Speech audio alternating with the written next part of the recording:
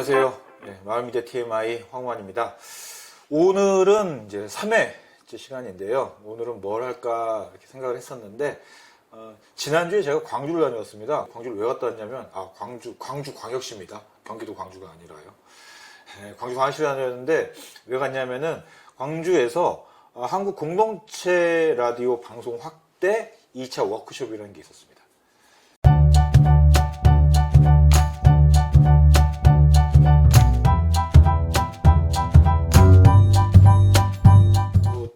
제목 그대로입니다. 한국의 공동체 라디오를 확대하기 위한 워크숍인 건데요. 예를 들면 이제 뭐 마을 미디어들이 모여서 같이 어떻게 하면 우리가 공동체 라디오가 될 수 있을 것인가에 대해서 논의하는 약간 모임 같은 게 있고요. 그거를 공동체 라디오 방송 협회에서 이제 지원을 해주고 있는 모임인데요. 두 번째 워크숍을 다녔습니다. 내용은 어떤 이야기가 오고 갔는지 얘기를 좀 이렇게 전달을 해드리는 게 좋을 것 같아서 오늘은 그 얘기를 좀 중심으로 얘기를 하려고 합니다. 첫 번째로는 두 가지 이야기가 있었어요. 두 가지가 있었는데 어떤 거였냐면은, 하나는 코로나 때문에 뭐 몇 개월 동안 이렇게 우리가 지금 다 이렇게 난리가 났지 않습니까? 그런데 이제 공동체 라디오 방송국들은 이 코로나19 이 시국에 어떤 일을 했었는지에 대한 보고가 있었습니다. 또 들으면서 굉장히 뭐 의미 있는 것들이 좀 많았다 이런 생각이 좀 들더라고요. 그래서 그런 내용들 어떻게 활동했는지에 대한 내용들 좀 소개를 해드리려고 하고요. 두 번째로는 이제 뭐 거기에서 그 외에 이제 공동체 라디오를 확대하기 위해서 어떤 이야기들이 오고 갔는지에 대한 이야기들을 좀 전달해 드리면 될 것 같습니다. 첫 번째, 어떤 활동을 했냐고 하는데 이제 뭐 방송마다 좀 소개를 해드릴게요. 유의미한 내용들을 좀 소개를 해드리면, 서울에 있는 관악 같은 경우는 1월 28일부터 매일 방송을 했답니다. 대학생 기자단을 만들었고요. 그리고 글로벌 네트워크를 만들었다고 합니다. 그래서 네팔, 인도네시아, 일본, 미국, 거기 현지에 살고 계신 분들하고 인터뷰를 한 거죠. 거기 상황은 어떠한지에 대해서. 이런 방송들을 매일 1월 28일부터 방송을 했다라고 하고요. 광주 같은 경우에는 방역당국의 지침을 일단 홍보한다. 그리고 인포데믹에 대한 팩트를 체크한다. 그리고 과도한 불안을 부추기지 않도록 이런 것들을 좀 이렇게 주의하는 방송을 만들었다. 그리고 이주민이나 인종 등에 관한 차별, 배제 여론을 퇴출시키기 위해서 노력을 했다. 이런 방송들을 만들었다라고 하고요. 성서 같은 경우는, 성서는 어딘지 좀 모르실 텐데 성서 대구에 있습니다. 대구면 다 아시잖아요. 지금 뭐 거의 우리 코로나19에 거의 뭐 가장 난장판의 핵심적인 곳이 대구였지 않습니까? 대구에 있었던 성서 FM이 있는데요. 대구에 가짜뉴스를 검증을 했었고요. 그리고 마스크를 구할 수 없다라는 뭐 이런 내용들에 좀 당사자들 이야기를 많이 담았다고요. 그러니까는 그 중에 하나여서 마스크를 구할 수 없다라는 이주 노동자들, 보시면 혹시 아실지 모르겠는데 이주 노동자들이 한국에 주민등록이 없는 이주 노동자나 이런 분들은 마스크를 살 수 없었습니다. 어쨌든 마스크를 살 수 없다는 이주 노동자 이야기를 청취한 청취자가 대량으로 마스크를 사서 방송국에다 줬대요. 그래서 그 대량으로 사온 마스크를 이주 노동자 단체에 전달하기도 했었다. 뭐 이런 얘기를 하고 있고요. 영주, 경북 영주죠. 영주 같은 경우에는 3개 국어로 방송을 했다고 합니다. 영어, 중국어, 러시아어로. 이제 그 재난 관련된 방송을 했다라고 하고요. 뭐 마포 같은 경우에도 이제 하루에 2번씩 이 지역 상황에 대한 방송을 했었다. 뭐 이런 이야기들을 하고 있어요. 주로 그래서 이제 어떤 게 좀 의미가 있었냐라고 하면은 성서 같은 경우에는 그런 얘기를 하더라고요. 사람들이 재난 상황이 됐을 때 의외로 자기의 어떤 상황에 대해서 듣는 것도 의미 있어 하지만 자기의 상황이 이렇다라고 얘기하는 것을 굉장히 사람들이 목말라 하더라 라는 거죠. 마이크를 댔을 때 나는 이렇게 힘들다, 난 이런 어려움이 있다라고 얘기를 굉장히 자연스럽게 하더라 라는 이야기를 했었고요. 그리고 공동체 라디오가 재난과 관련해가지고 이런 작은 마을 공동체, 지역 공동체와 관련해서 가장 밀착해서 가장 먼저 이러한 노력들을 발견하고 기록할 수 있는 매체이더라. 뭐 이런 얘기도 했었고요. 다만 이제 앞으로 좀 아쉬운 점이 있다면 구독자가 적다라는 거죠. 예를 들면 성사 FM 같은 경우에는 구독자 유튜브로 생중계를 했는데 구독자가 적다 보니까 생각보다 많은 이렇게 많이 사람들에게 공유되고 알려지고 이러는데 조금 어려움을 겪었다라고 해요. 그래서 그러한 기획들이 좀 함께 했으면 좋았겠다라는 아쉬움. 그리고 향후에는 지역의 영상미디어센터 혹은 지역 영상단체 혹은 지역의 팟캐스트, 마을미디어 등과 함께 이 공동체 방송을 좀 같이 만들 수 있는 체계, 역량 구축이 좀 있었으면 좋겠고 이런 매뉴얼들이 좀 마련이 됐으면 좋겠다. 뭐 이런 이야기를 하더라고요. 마포에서도 그런 얘기를 했었습니다. 예를 들면은 뭐 지역 내에 관계를 형성하고 있는 방송 활동가가 좀 이런 공동체 라디오에는 필수적으로 필요하겠다. 왜냐하면 이게 감염병 시기가 오니까 그 지역에서 어떤 네트워크를 가지고 활동을 하는 그런 활동가들의 이제 취재해오는 정보랄지가 굉장히 유의미하더라. 그리고 재난방송을 할 수 있는 기획을 할 수 있는 역량, 이런 준비 단계가 좀 필요하더라. 라는 것이었고요. 아쉬운 점은 또 그런 얘기도 하더라고요. 마포 같은 경우에는 마포구청하고 재난방송 협약을 맺었습니다.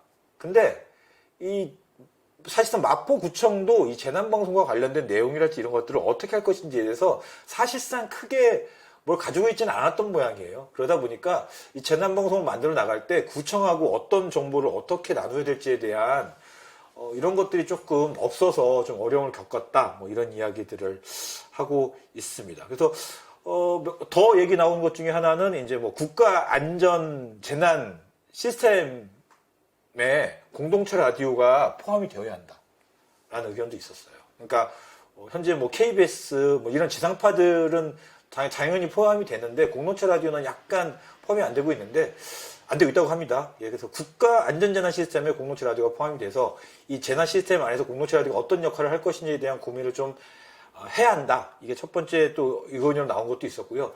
두 번째로는 이거는 저는 되게 의미 있다라고 보는 것 중에 하나인데 일본의 사례거든요. 일본 같은 경우는 공동체 라디오가 그냥 막 운영을 합니다. 그러다가 재난 상황이 오잖아요.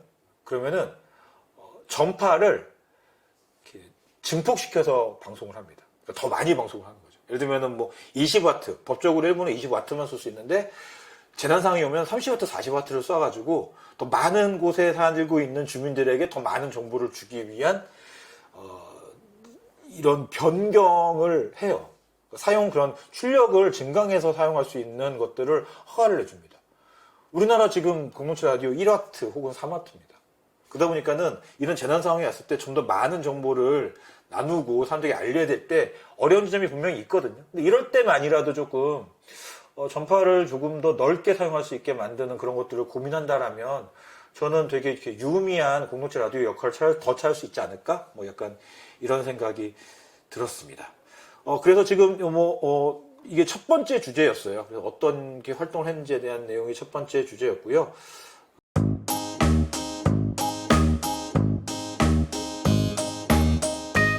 두 번째로는 어떤 이야기를 했냐면은 공동체 라디오가 어떻게 늘려나가기 위해서 이제 준비를 하는 거죠. 공동체 라디오는 허가제입니다. 전파를 받기 위해서 허가를 받아야 되는데 허가를 받기 위해서 어떠한 것들이 필요한지에 대한 이야기를 했습니다. 주요한 이야기로는요. 공동체 라디오의 허가를 위한 조건이 뭐가 있는지, 그리고 법인, 운영 및 인력 계획에 대한 내용, 그리고 자금 조달 및 운영 계획, 주파수는 어떻게 찾거나 어떻게 좀 정리를 할 것인지, 그리고 기술은 어떤 기술이 필요한지, 그리고 관련 법에 대한 이야기들을 나눴는데요. 몇 가지 여러분들이 좀 궁금해하실 만한 지점들이 좀 있을 것 같아서 그 이야기를 좀 해드리려고 하는데, 일단 주파수 문제인데요.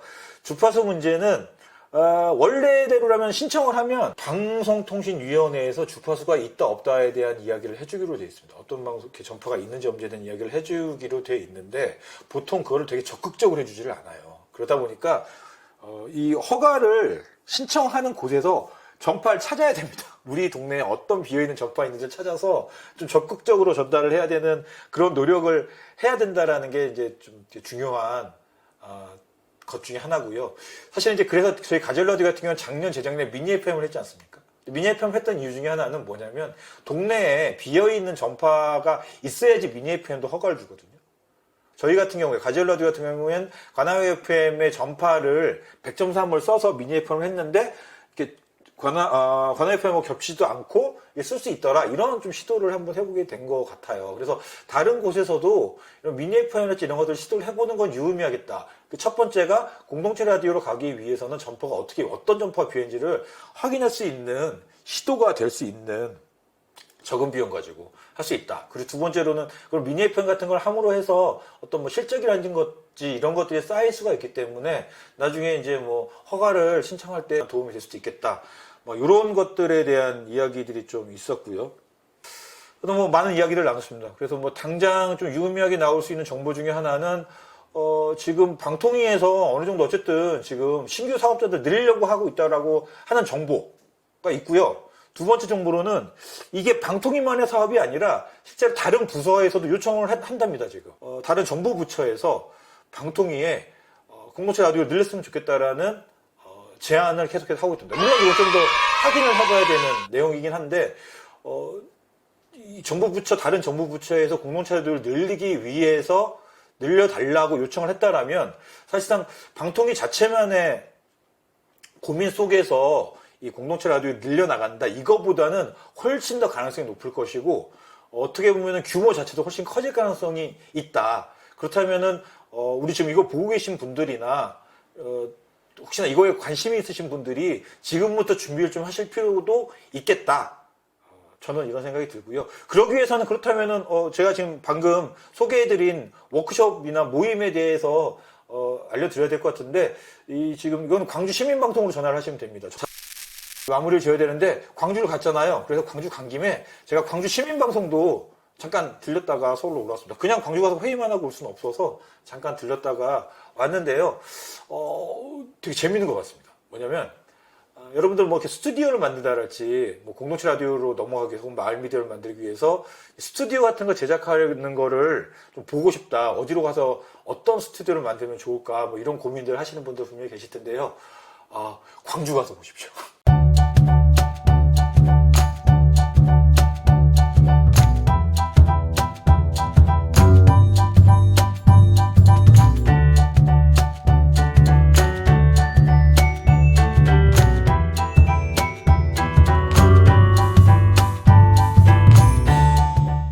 방송을 꼭 보십시오. 제가 볼 때는 이런 말씀드리기 죄송합니다만 서울에 있는 마포나 관악보다요 광주 시민방송이 훨씬 더 제가 볼 때는 공동체 라디오의 어떤 내용이나 우리가 공동체 라디오 방송이 사업을 영위하기 위한 목적이나 이런 거에 맞게 잘 설계되어 있습니다.